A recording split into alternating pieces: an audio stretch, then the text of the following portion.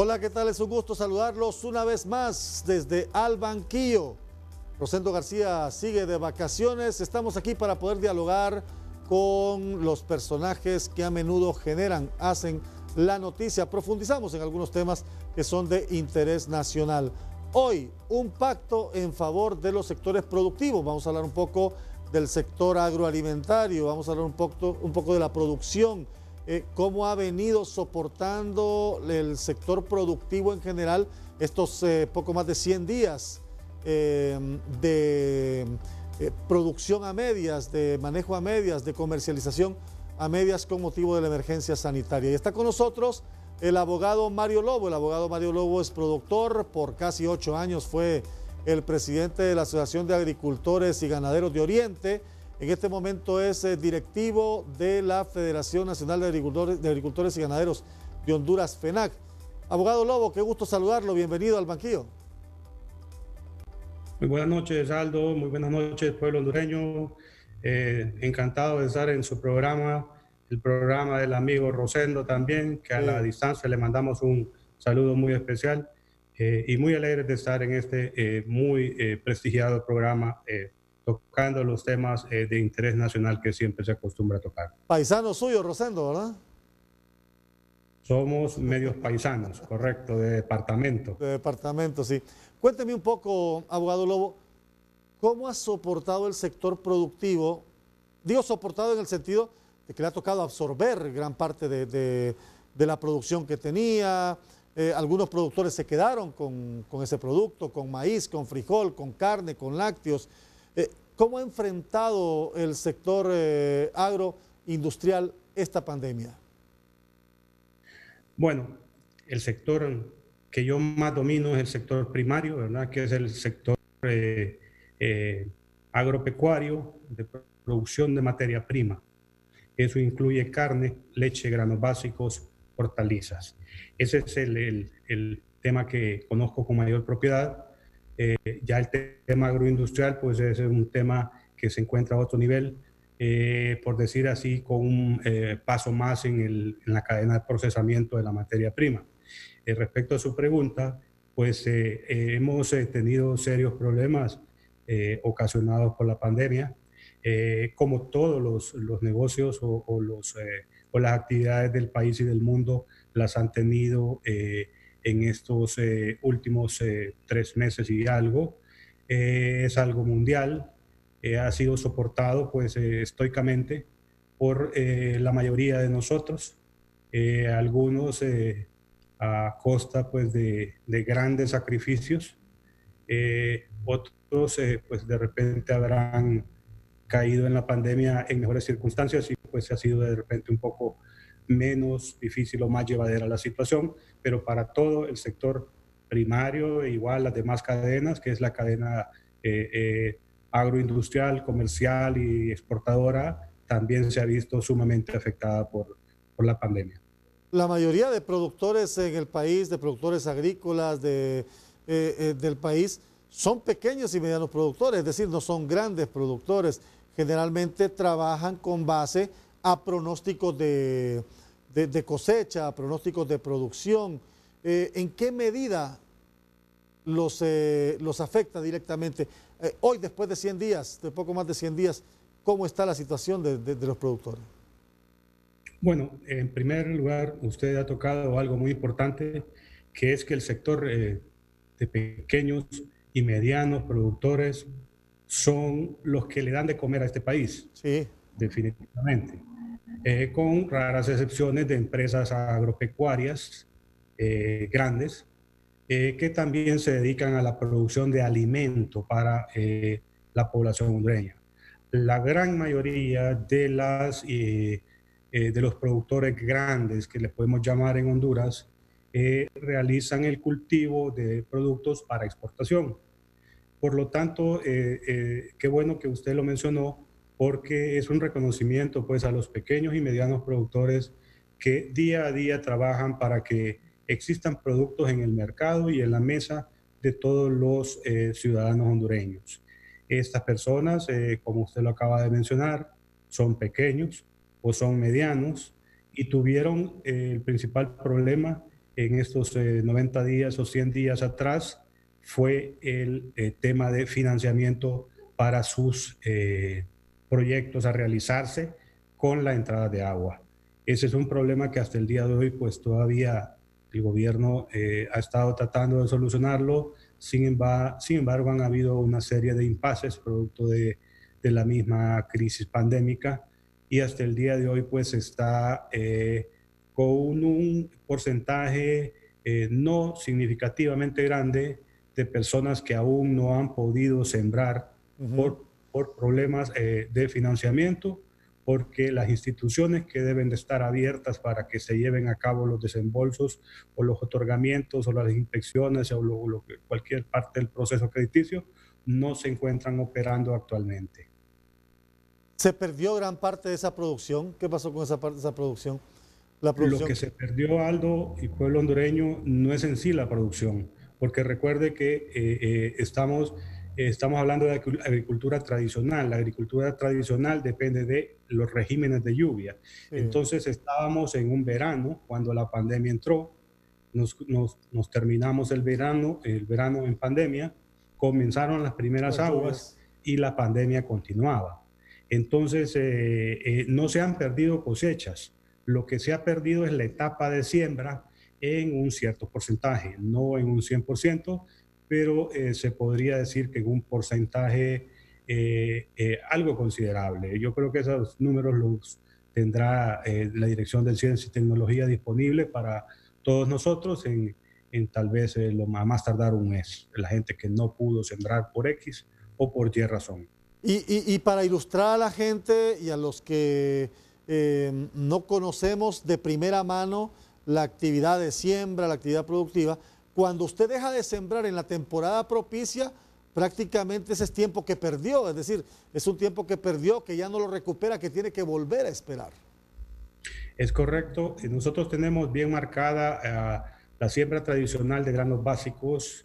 Está bien marcada en dos etapas, que es la de primera, que le llaman, y la de La postrera. postrera. La de primera es la de primavera, que se da con las primeras lluvias, y la de postrera es en la parte intermedia del invierno hacia el final del mismo. En la primera se da la mayor parte de siembra del cultivo de maíz en casi todo el país, y en la postrera se da en su mayoría siembra del cultivo de frijol, arroz allá por el norte, y un poco de maíz también allá por el norte, debido a que la zona intertropical de convergencia sube de sur a norte, y ellos pues en los meses de noviembre, diciembre, todavía tienen lluvias muy fuertes allá en el litoral y en la zona de Colón y en la parte del norte de Olancho. Pero principalmente está dividido en esas dos partes, pues de primera y postrera. ¿Qué posibilidades de reactivación le ve usted al sector? Partiendo del hecho de que estamos en una situación de emergencia que parece no será tan fácil de salir. Es decir, que los meses que vienen serán meses también bastante difíciles. ¿Qué posibilidades de reactivación le ve al sector? Bueno, aquí viene una pregunta muy, muy interesante esa, porque es una pregunta a la que muy poca gente da una respuesta exacta. Todo lo que tenemos son modelos o pronósticos, esperanzas y, ¿cómo se llama? Y buenos augurios. Por otra parte está otra parte de la gente que tiene los pies un poco más sobre la tierra, los economistas, los financistas, que hablan con un poco más de realidad sobre el tema y sobre el futuro de las diferentes actividades de un país, no solo el agro. Respecto al agro, mi opinión es que nos vienen unos tiempos un poco difíciles. Hemos tenido un poco de, por decir así, de rompimiento de las cadenas de producción, ¿verdad? Eso ha provocado que haya falta de acceso del cliente al producto que proviene de la tierra, independientemente si sea un producto primario o que lleve algún proceso. Ese es uno de los problemas que veo yo a corto y mediano plazo de mayor impacto para los productos del agro. Por lo demás, a largo plazo, pues uno espera que las cosas se vayan acomodando naturalmente, por decirlo así, y obviamente con un poco de acompañamiento de parte del gobierno. Entiéndase por acompañamiento que no le vamos a dejar todo al gobierno, Ujú. ni vamos a esperar que el mismo gobierno nos ponga todo en bandeja, porque eso es algo, es un paternalismo que yo he luchado en contra de él, sí lo he manifestado en varios programas, en varias ocasiones, que yo estoy en contra de seguir pensando de que debemos esperar que el gobierno nos resuelva todo.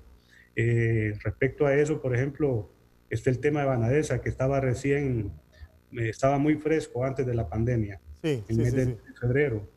Era un tema muy tocado en ese momento y que tiene que ver pues directamente con el gobierno.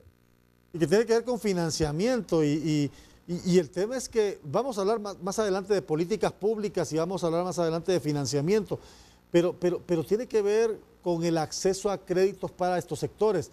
Y curiosamente, parece contradictorio, es paradójico que siendo este sector tan importante para la economía del país, a la vez se ha visto como un sector de riesgo en materia crediticia. Es correcto, estaba recientemente revisando unos números del 2016 hasta la actualidad y ha venido desatendiéndose el sector de una manera aceleradamente hacia la baja.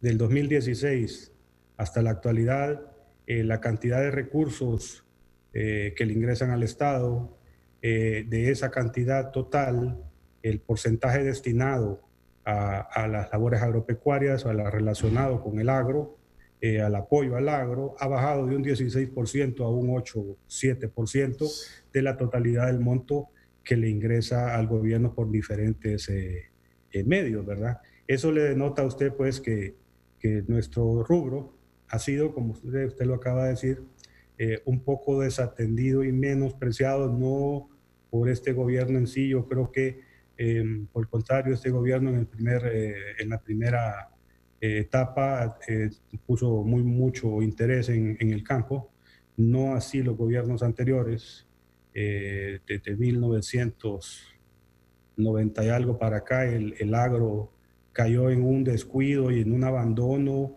total, casi total, que nos tiene pues en los niveles de baja producción y de dependencia alimenticia en la que nos encontramos ahorita. Imagínense, de algún día haber sido el granero de Centroamérica, hoy importamos maíz amarillo, hoy importamos frijol, hoy importamos arroz. Somos insuficientes en casi todo. Entonces, esa es la consecuencia en parte de varias políticas. Bueno, la agraria, por ejemplo, fue Ujú. una política que destruyó o que causó falta de inversión en el campo porque provocaba mucha inseguridad. Y usted se me adelantó al tema que vamos a abordar después de la pausa. ¿Qué cosas que después de ser el granero de Centroamérica nos toca ahora comprarle a otros países? Pero va a ser después de la pausa. Estamos con el abogado Mario Lobo, directivo de la Federación Nacional de Agricultores y Ganaderos de Honduras.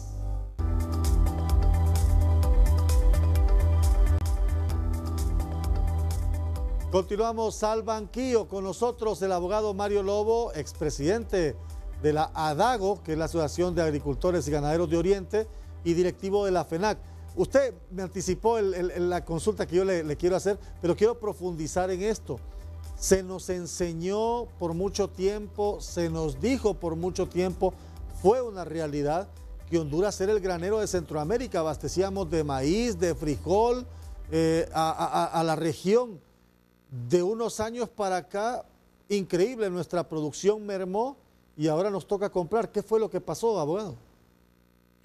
Ok, en primer lugar aclaremos de que esa leyenda o ese mote de que fuimos el granero ¿De Centroamérica? de Centroamérica es de los años 80 hacia los 92, 90 y algo, porque es bien sabido que de los 80 hacia atrás, la vecina República de Nicaragua nos llevaba 20 años en ganadería, 25, 30 años en otros rubros y pues ellos estaban muy anticipados a nosotros en tecnología y en producción.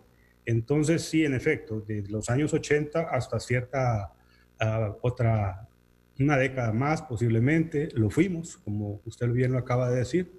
Tuvimos producciones excelentes en el valle, en los valles de Olancho, en los valles del Paraíso, en los valles de Lloro, Comayagua, Choluteca. Todas estas eran zonas sumamente productivas de granos básicos, eran zonas altamente productoras de derivados de lácteos y de carne vacuna. ¿Y qué pasó? Luego se dieron varios problemas de rentabilidad, baja rentabilidad, la misma falta ¿cómo se llama?, de transmisión generacional, fue provocando que las unidades productivas se fraccionaran y al fraccionarse se volvían menos eficientes o al fraccionarse simplemente eran vendidas o caían en problemas agrarios o simple y sencillamente eran abandonadas. Entonces, esto fue, como le digo, algo que pasó gradualmente en una o dos o tres décadas y nos trajo a la actualidad que, como ya lo dije unos pocos minutos, hacer ya un país importador. A mí me avergüenza, sinceramente se lo digo, me avergüenza que Honduras haya caído a estos niveles.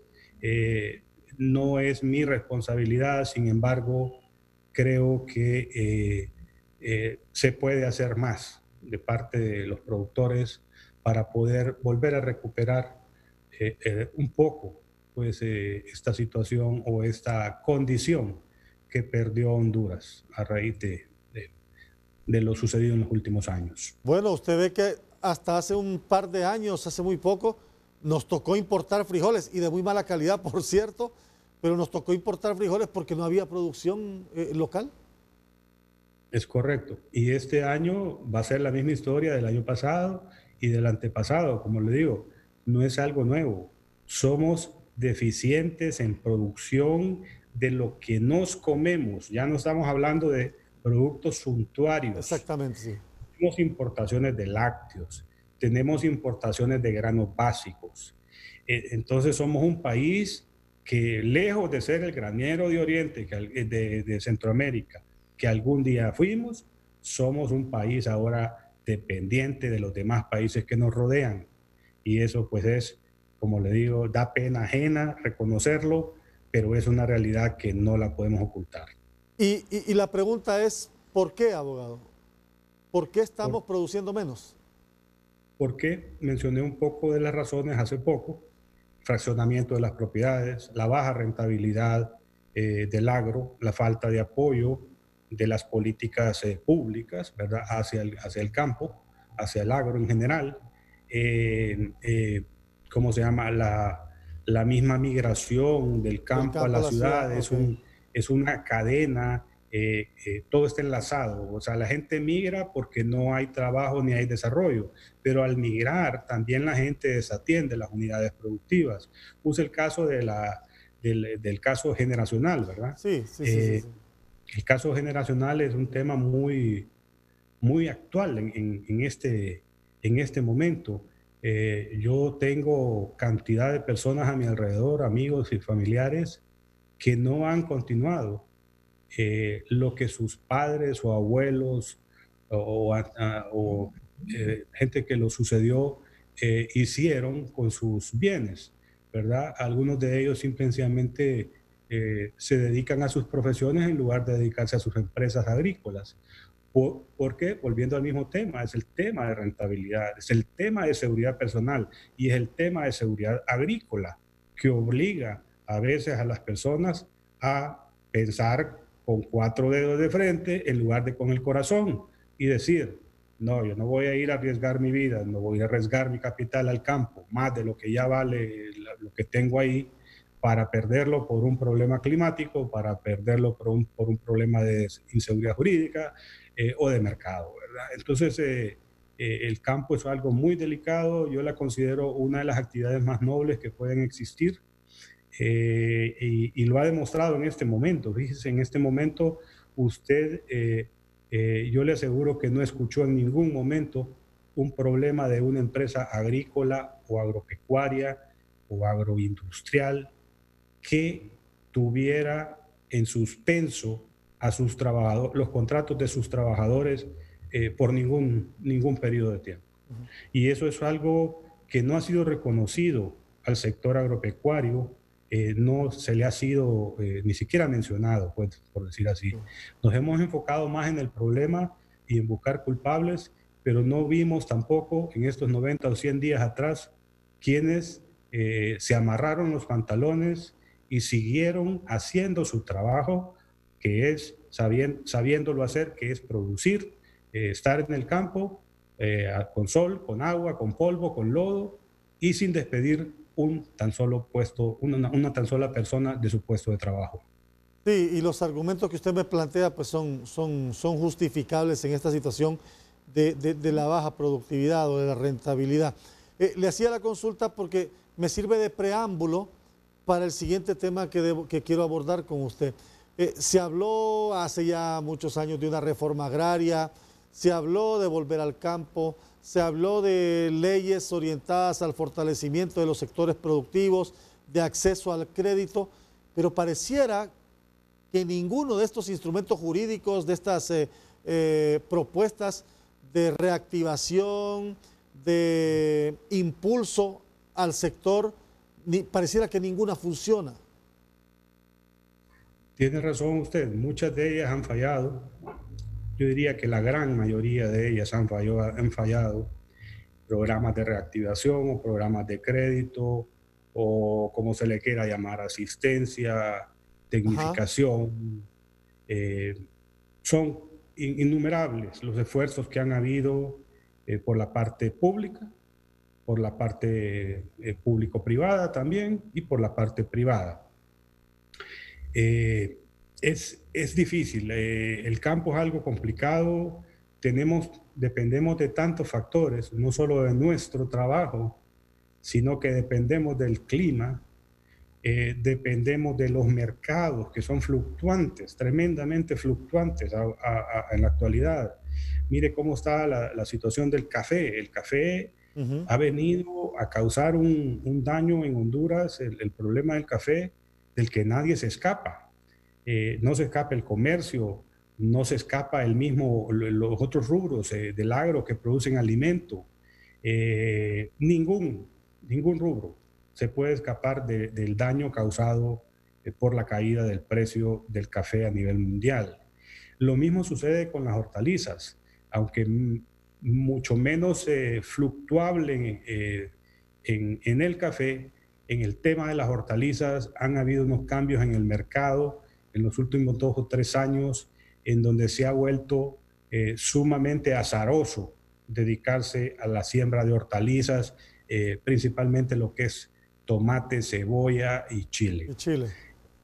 Esos productos fluctúan tanto que puede valer algo en la mañana un precio y en la tarde puede valer el 50% menos. Wow. Y estamos hablando del mismo día, sí, ¿verdad? En un mercado tan cercano como el de El Salvador. Y no digamos también en el mercado hondureño. Entonces, esos son los factores que nos rodean en el agro, los problemas, los retos que tiene toda persona que emprende una actividad en el agro desde el momento que planta la primera semilla. Y aquí voy a volver a la pregunta con la que inicié para fundamentar lo que le quiero consultar. ¿Cómo entramos a esa reactivación? Ustedes han identificado como organizaciones, han identificado áreas estratégicas, puntos estratégicos para construir una verdadera propuesta que impulse el sector, que nos vuelva a llevar a niveles de producción, por ejemplo, de granos, tal vez no al que estábamos en la década de los 80-90, pero sí a niveles que nos permitan abastecimiento del mercado y economía para los productores. ¿Han identificado puntos claves para presentarlos a nivel de propuesta al gobierno?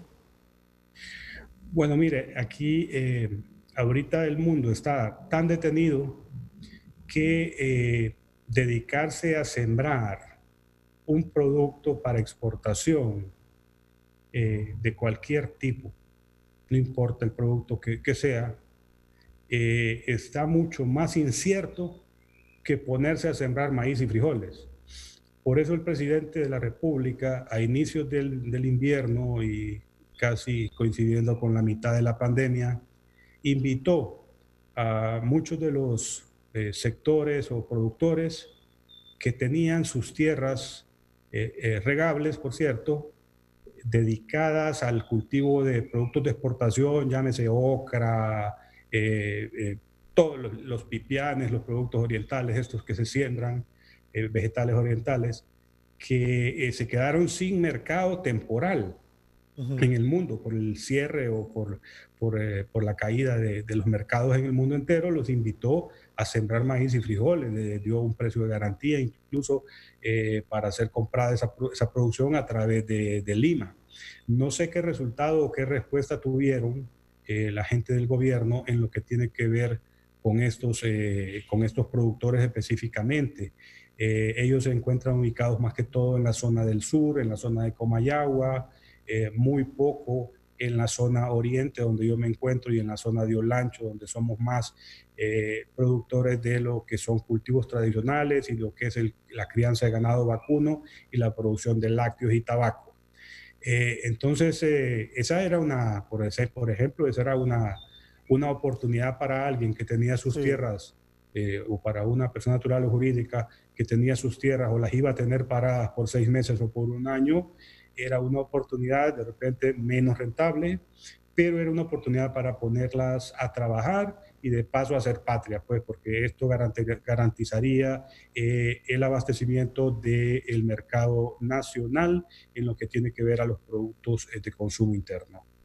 Voy a ir a la pausa, vamos a seguir hablando sobre este tema cuando volvamos y también voy a consultarles sobre acceso a créditos, cómo están los productores en materia de crédito.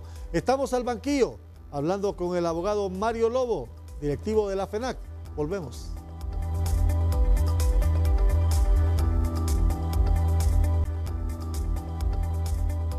Continuamos en Al Banquillo. Hablamos hoy sobre un pacto en favor de los sectores productivos. Está con nosotros el abogado Mario Lobo. Es directivo de la FENAC, expresidente de la Asociación de Agricultores y Ganaderos de Oriente. ¿Sigue ligado a la Dago?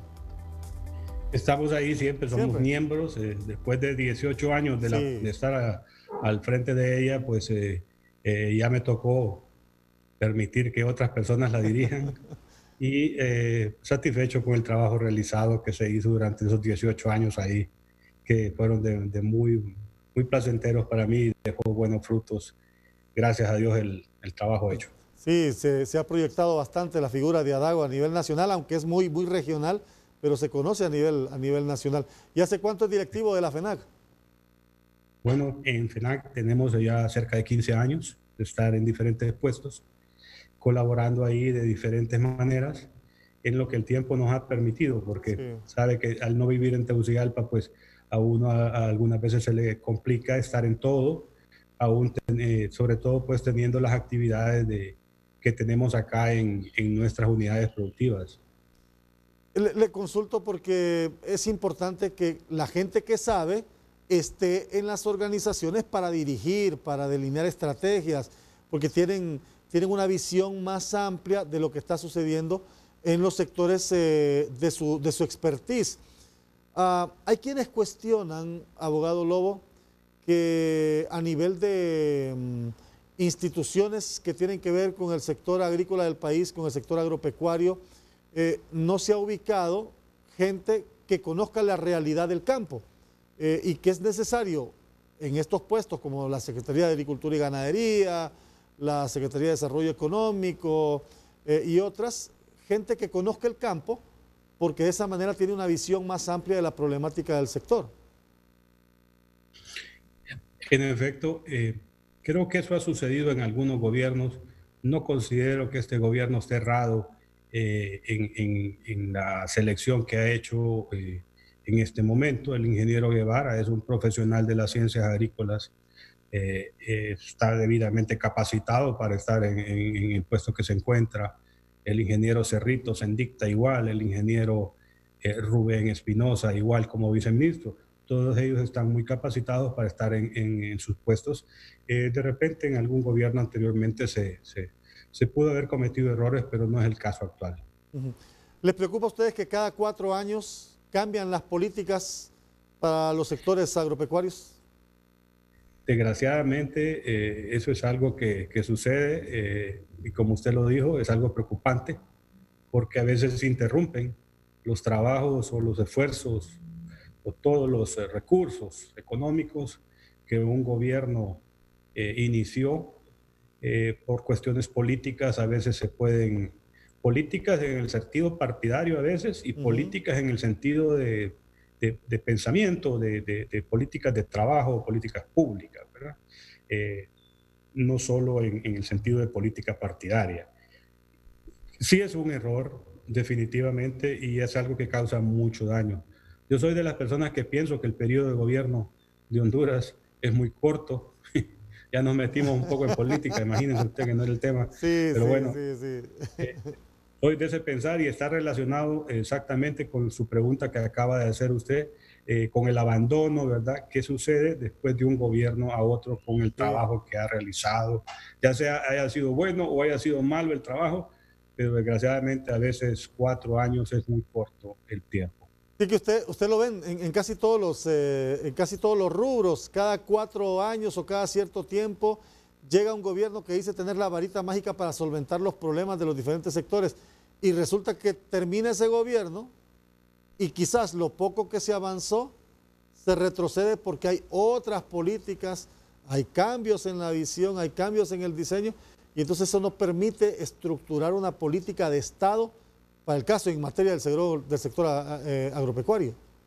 Totalmente. Y esto yo creo que debería ser algo ¿cómo se llama? Que debería ser obligatorio que no cambie de un gobierno a otro, ¿verdad? Que el programa que se inicie no sea interrumpido por el cambio de ideas o de políticas que traiga un nuevo gobierno. Eh, es un sueño o un consejo que podríamos darle a este gobierno y a los que vengan, tener una secuencia, ¿verdad? De todos los programas iniciados y de todas las políticas aún por ejecutarse o que se hayan iniciado ya en su ejecución. ¿Cómo está el tema de las deudas? Leía una declaración desde una versión informativa que surgió desde el propio seno de la FENAC, en donde se establecía que casi el 90% de los productores están en mora y están en central de riesgos y que esto imposibilita que puedan acceder a créditos para mejorar su capacidad productiva. En efecto, ese es un problema que arrastra y que desprestigia en cierta manera al sector agropecuario hondureño o a parte del sector agropecuario hondureño, que son las personas que por A o B, unos por causa justificada, otros por otras razones, no cumplieron o no honraron sus obligaciones con el gobierno. En este caso específico, hablemos del Banadesa, que era lo que existía en el pasado reciente, ¿verdad? En el Banadesa se ocurrieron una cantidad de cosas que rayan con la sinvergüenzada, que rayan con la corrupción, y esto pues trajo al banco a la situación actual en que se encuentra. Y desgraciadamente pues actualmente todavía hay una cartera en mora enormemente grande, como usted lo acaba de decir, y esta cartera en mora enormemente grande tiene parte de ella que es una cartera que podría ser saneada. Saneada, pero con una voluntad de parte tanto de la persona que debe y con una facilitación de parte del mismo banco o llámese del gobierno. Sin embargo, pues Ahorita el tema antes de la pandemia, si usted recuerda, enero y febrero, era el cierre de Banadesa. Y se dieron algunos movimientos a nivel nacional anti-cierre del Banadesa. Y yo creo que hoy más que nunca, al mes de junio que estamos, casi 6 meses después de que hubieron esos movimientos anti-cierre del Banadesa, podemos confirmar lo que yo alguna vez dije, que cierren Banadesa. Banadesa dejó de ser una opción para el productor hace más de 10 años. Ese banco no le sirve a nadie. Le sirvió a mucha gente en un tiempo y le sirvió a otra gente incluso que no merecía y que no tenía nada que ver con el agro. Pero ese no es el tema. El tema es que hoy en día, con esta pandemia, está probado de que el país camina, que hay siembra, que hay producción, sin necesidad de que Banadesa esté abierto. Así que yo creo que hoy las personas que en algún momento lucharon por el mantenimiento del Banadesa abierto, hoy le darán la razón a los que estaban a favor del cierre o su reestructuración o lo que sea. Conste, al decir cierre, en ningún momento estoy diciendo perdón de deudas ni olvido de deudas. A eso iba yo. El pasivo que tienen las personas o las deudas que tienen las personas con el banco sean cobrados. Ahí hay garantías que respaldan esos pasivos y deben ser ejecutados. No es que pueden, sino que deben ser ejecutados. Pero yo soy de la misma posición que he sido siempre y tengo esa misma opinión. Cierre de Banadesa, eso no sirve para nada, ¿verdad? Y pues con cobrar las deudas y que la gente pues las honre. ¿Usted no es partidario de las condonaciones? Totalmente en contra, totalmente en contra. Por eso le digo, ni perdón ni olvido de las deudas que tienen las personas con Banadesa por X o Y razón, y mucho menos si tienen garantías que respaldan esos créditos y que no han sido ejecutados por cuestiones políticas, por cuestiones de compadrazgos o por saber qué otras razones, ¿verdad? Perfecto. Voy a ir a la última pausa. Tengo una pregunta más sobre este tema financiero. Regresamos al banquillo con el abogado Mario Lobo, directivo de la Federación Nacional de Agricultores y Ganaderos de Honduras.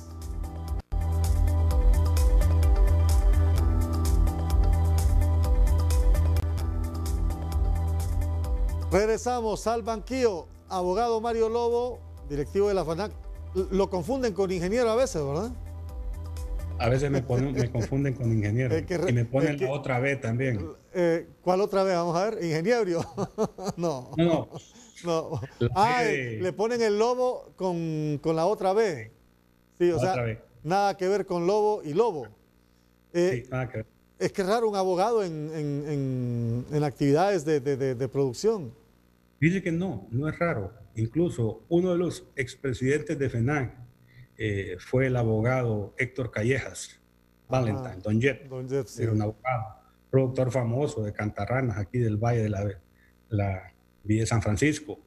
Hay muchos. El abogado Rafael Emiliano Verdial, presidente de Lagas por muchos años. El Chavo, sí, por muchos años de Lagas.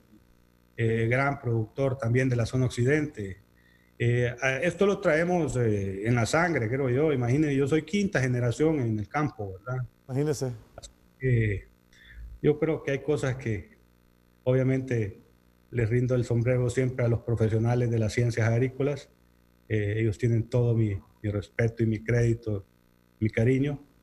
Pero no es poco común que alguien de mi profesión esté dedicado a una actividad del campo. Qué bueno, interesante.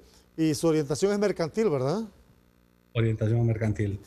Rápidamente, porque estoy al cierre, ¿cómo sanear esa deuda de la que usted me hablaba?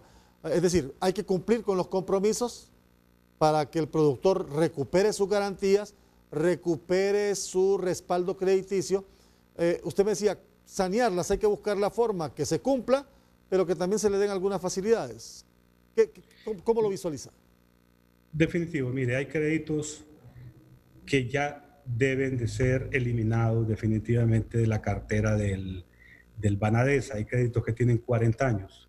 Algunos créditos ni siquiera fueron documentados correctamente en aquellos tiempos, 40 años atrás. Algunas hipotecas se encuentran ya caducadas incluso por el paso del tiempo, que son 30 años. Luego, pues no hay manera en algunos casos de cobrar esas deudas. Incluso mucha de esa gente de repente ya no vive, etcétera. Entonces, eso es parte del saneamiento de la cartera de Banadesa. Estuvieron los interventores a cargo de ello hace pocos meses o años. Tuvieron ahí el señor Cano y el señor, se me olvida el apellido del otro, Ascension. Y ese trabajo entiendo yo que está realizado, pues, o sea, está realizado, está toda la papelería hecha y es cuestión de ahora de dar el otro paso, que era el paso que quería dar el gobierno en el mes de enero y creo que al final no se dio por razones políticas, por razones de estabilidad del gobierno y otro sinnúmero de cosas que podemos mencionar aquí, ¿verdad? Influencias políticas, pero el trabajo está hecho y yo creo que la toma de decisiones es algo bien sencillo. Y hay que recuperar lo que se pueda recuperar y lo que no se pueda recuperar, como dicen, por las razones que le mencioné hace poco, simple y sencillamente tienen que dejar de ser parte de los pasivos y se tiene que aplicar, desgraciadamente, porque yo no comparto eso, el borrón y cuenta nueva, Sí. porque es algo que la ley así lo establece, pues. Sin embargo, sí quiero ser enfático nuevamente en el tema de que el Banadesa hoy nadie va a tener la cara para decir que debe continuar. El Banadesa es algo que le está costando al Estado una barbaridad de dinero en el mantenimiento de edificios, en la contratación de personal, etcétera, etcétera, y no está funcionando ni ha funcionado durante los últimos 10 años. ¿Tiene idea, así en cifras generales, cuánto producimos en este momento en el país en granos básicos, por ejemplo? Sí, andamos por 15 millones de quintales, entiendo yo, en maíz. Maíz. Y ya, se me olvida el dato ahorita del frijol, no sé si es 5 o 6 millones de quintales. Y las exigencias de nosotros andan por 30 millones de quintales. Entonces siempre tenemos que importar y volvemos al tema, ¿verdad? Sí. De que somos insuficientes en el tema, somos insuficientes en el tema de producción de granos básicos. Gracias a Dios no somos insuficientes en carne, por ejemplo. Carne, sí. No tenemos necesidad de importar carne de res. Si somos insuficientes en carne de cerdo, también tenemos importaciones en carne de pollo y tenemos mucha importación o mucha dependencia de lo que es los embutidos, ¿verdad? Pero sí saco la bandera y la expongo al aire con mucho orgullo de que somos autosuficientes en producción de carne de res.